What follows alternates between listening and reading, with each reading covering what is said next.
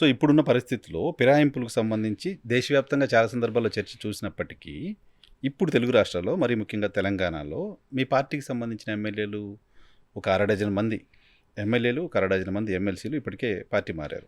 Right. మరో 6 మంది రెడీగా ఉన్నారంటూ వార్తలు వస్తాయి. రైట్. సో రీజనల్ పార్టీలు బ్రతకాలంటే ఈ ఫిరాయింపులు అయిపోవాలి. రీజనల్ పార్టీ కదా, ఏ పార్టీ బతకాలన్నా. సో ఎలా ఆపటం? చాలా చట్టాలు తీసుకొస్తున్నారు, ఎందుకు ఆపలేకపోతున్నాయి అవి? Right. It's a very good question and right టైంలో మీరు అడుగుతున్నారు. రైట్ టైం ఎందుకంటే అంటే రీసెంట్గా ఎలక్షన్స్ జరిగాయి. ఎలక్షన్స్లో మెయిన్ పార్టీస్ది వారి ఎలక్షన్ మేనిఫెస్టోలో ఇది పెట్టారు ఈ అంశాన్ని. ఎగ్జాక్ట్లీ.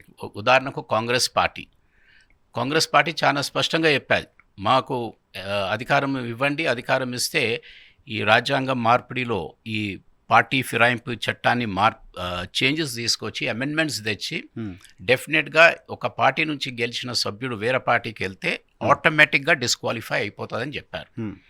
చెప్పిన ఆ పార్టీ అదే సమయంలో ఒక పార్టీ నుంచి గెలిచిన ఎమ్మెల్యే మరి వారి పార్టీని తీసుకొని ఆయనకు ఎంపీ టికెట్ ఇవ్వటం జరిగాది. ఏదో ఒక కాంట్రడిక్షన్. రెండోది, ఢిల్లీలో వారు ఎంపీగా స్వేరింగ్ అయ్యే సమయంలో రాజ్యాంగాన్ని పట్టుకొని స్వేరింగ్ అయ్యారు కానీ రాహుల్ గాంధీ గారు ప్లస్ ది ఎంటైర్ పార్టీ. అటు బీజేపీ వాళ్ళు కూడా వెళ్ళగానే మోదీ గారు రాజ్యాంగాన్ని పట్టుకొని వారెంతో గౌరవంగా మొక్కి రాజ్యాంగాన్ని కాపాడతామనే మాట చెప్పారు. సో ఇదంతా కూడా సూపర్ఫిషియల్ మారిపోయాయి. చెప్పేది ఒకటి కానీ రాజకీయ అవకాశాల కొరకు మేము ఎట్లా అంటే అట్లా మారుతామనే విషయం చాలా స్పష్టంగా వచ్చేది. ఈ ప్రశ్న ఇంపార్టెంట్ అని ఎందుకన్నానంటే నరసింహారావు గారు, ఫండమెంటలీ ఏంటంటే ఇది 75th year of India's republic. 75 సంవత్సరాలు పూర్తి అయింది రాజ్యాంగ రాసుకున్న తర్వాత, ఇండియా రిపబ్లిక్ అయిన తర్వాత. కాబట్టి ఈ సంవత్సరంలో ఈ సబ్జెక్ట్ కూడా సెంటర్ స్టేజ్కి వచ్చాది. అంటే కాంగ్రెస్ పార్టీ పైన కానీ బీజేపీ పైన కానీ ఆరోపణలు వస్తూనే ఉన్నాయి. బీజేపీ మహారాష్ట్రలో ఏం చేసేది, కాంగ్రెస్ తెలంగాణలో ఏం చేసేది, ఇంకా పార్టీస్ ఇంకెక్కడ చోట ఏమేమి చేసేది, ఇదంతా వచ్చాయి. నువ్వు తప్ప నేను తప్పు చేశాననే ఒకవైపు చర్చ జరుగుతున్న సమయంలో ఎవరు తప్పైనా సుప్రీంకోర్టులో కూడా ఈ సబ్జెక్ట్ వచ్చేది.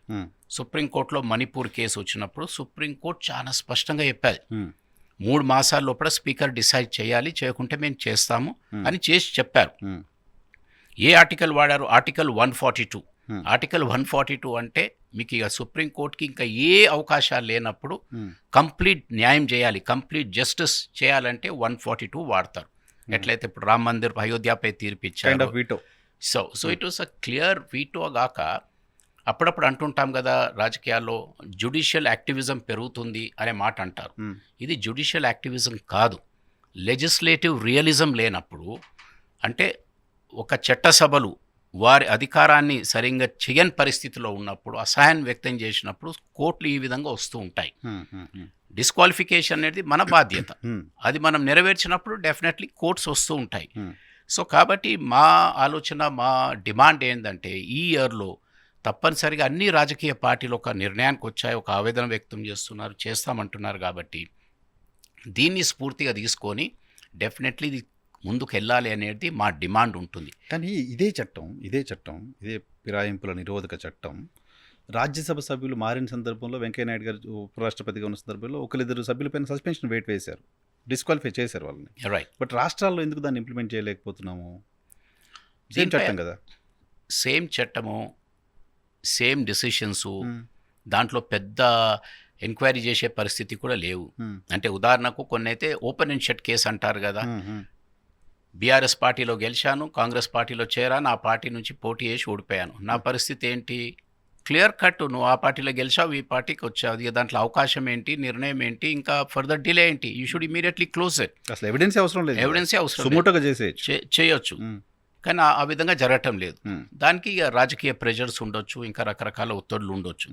మిమ్మల్ని నేను సీజన్డ్ ట్రెడిషనల్ పొలిటీషియన్గా చూడను, కాస్త అలైడ్ పొలిటీషియన్గానే, వ్యవస్థల పట్ల గౌరవం ఉన్న వ్యక్తిగానే చూస్తాను. బట్ బీఆర్ఎస్ పార్టీ కూడా ఈ విషయంలో తప్పు చేశామని ఫీల్ అవ్వాల్సిన అవసరం లేదా? బీఆర్ఎస్ పార్టీ గతంలో చేసిందే ఇప్పుడు కాంగ్రెస్ పార్టీ చేస్తోంది. బాధిత పార్టీగా ఉన్న వాళ్ళు గొంతెత్తి ఏదో జరుగుతుందని అంటున్నారు తప్ప మళ్ళీ అధికారంలోకి వచ్చిన తర్వాత అందరూ అదే చేస్తున్నారు కదా. సో ఈ విధంగా పర్సెప్షన్ ప్రజల్లో తీసుకొచ్చారు. ఏంటంటే ఆ రోజు బీఆర్ఎస్ ఎలా చేసేది కాబట్టి ఈరోజు కాంగ్రెస్ చేస్తుంది, దాంట్లో తప్పేం కాదు. లేకుంటే ఫలానా రాష్ట్రంలో బీజేపీ చేస్తుంది కాబట్టి ఈ రాష్ట్రంలో కాంగ్రెస్ చేస్తుంది. That's not the issue.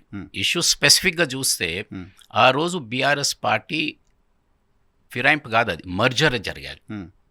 ఒక 12-13 ఎమ్మెల్యేస్ కాంగ్రెస్ పార్టీ నుంచి బీఆర్ఎస్లో కలిశారు. సో దాన్ని మర్జర్ అంటారు.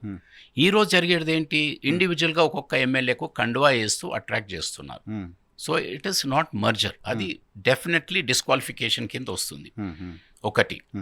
రెండోది, కేసెస్ డిఫరెంట్ ఉన్నాయి. కొందరు నన్నే అడిగారు, అవునయ్యా నువ్వు మాట్లాడుతున్నావు కానీ నువ్వు సభాపతి ఉన్నప్పుడు ఇలా జరిగింది కదా, అప్పుడు కూడా ఒకటి ఇష్యూ అయింది కదా అన్న. నేను అడగబోతున్నా. అవును, ఓకే, గుడ్. టీఆర్ఎస్ ఎమ్మెల్యేలు, అవును, టీఆర్ఎస్ ఎమ్మెల్యేస్ ఉన్నప్పుడు మరి మీ దగ్గర కూడా వచ్చేది కదా అంటే, సాధారణంగా ప్రజల్లో కూడా ఇది డెప్త్గా పోలే ఆ సబ్జెక్ట్. నా టైంలో జరిగింది ఏంటి, ఆ రోజున్న 10 టీఆర్ఎస్ ఎమ్మెల్యేస్ కేవలం ఒక ఎమ్మెల్సీ కొరకు ఒక వ్యక్తికి ప్రపోజ్ చేశారు, సభ బయట ప్రపోజ్ చేశారు.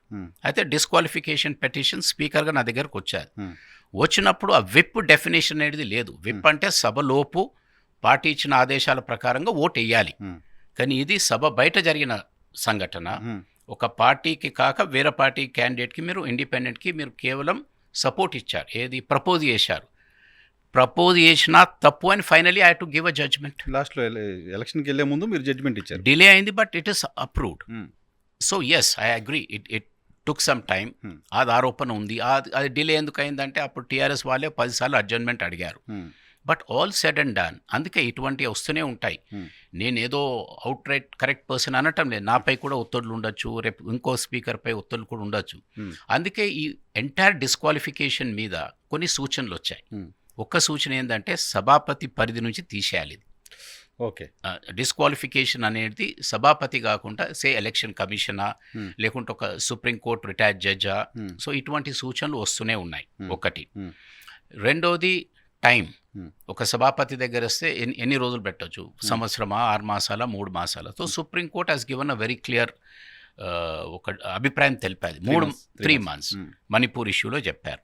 అది 2. మూడోది ఆటోమేటిక్ డిస్క్వాలిఫికేషన్. అంటే నేను పార్టీ మార్చాను అనే దానికి డెఫినేషన్ రకరకాలు ఉన్నాయి, దానికి కూడా స్పష్టత ఇవ్వాలి అనేది. ఈ విధంగా ఎలక్టోరల్ రిఫార్మ్స్ కమిషన్ కానీ, రాజ్యాంగంలో ఏదైనా సవరణ చేయాలనేది ఒక కమిషన్ ఏర్పాటు చేశారు. ఆ కమిటీ కూడా రికమెండేషన్స్ చేశాయి. సో ఈ విధంగా ఒక 10-15 రికమెండేషన్స్ వచ్చాయి. ఈ డిస్క్వాలిఫికేషన్ బాగానే ఉంది, కానీ రాజకీయంగా ఎవరు అధికారంలో ఉంటే వారు దాన్ని వాడుకుంటున్నారు, ప్రతిపక్షంలో రాగానే దానిపై విమర్శలు జరుగుతున్నాయి. ఇది ఒక బ్రాడ్గా దేశంలో జరుగుతున్న చర్చ. సో బీఆర్ఎస్ పార్టీ ఈరోజు ఫైట్ ఏంటంటే, ఈ 75th year ఆఫ్ రిపబ్లిక్లో సూచనలు చేయడానికి మీకు మార్గాలు ఉన్నాయి, అభిప్రాయాలు వచ్చాయి, ప్రధాన ప్రతిపక్షం అడుగుతుంది, రూలింగ్ అడుగుతుంది. కాబట్టి ఈసారి ఈ బడ్జెట్ సెషన్లో లేకుంటే నెక్స్ట్ సెషన్లో అమెండ్మెంట్స్ తీసుకొచ్చి డిస్క్వాలిఫికేషన్ని వన్స్ ఫర్ ఆల్ క్లోజ్ చేయాలి. ఈ ఆయారాం గయారామా, లేకుంటే ఆయలోగ్ గయేలోగ్ అన్నట్ట, లేకుంటే ఇంకేదో విధంగా దాంట్లో తూట్లు కొడుతూనే ఉన్నారు.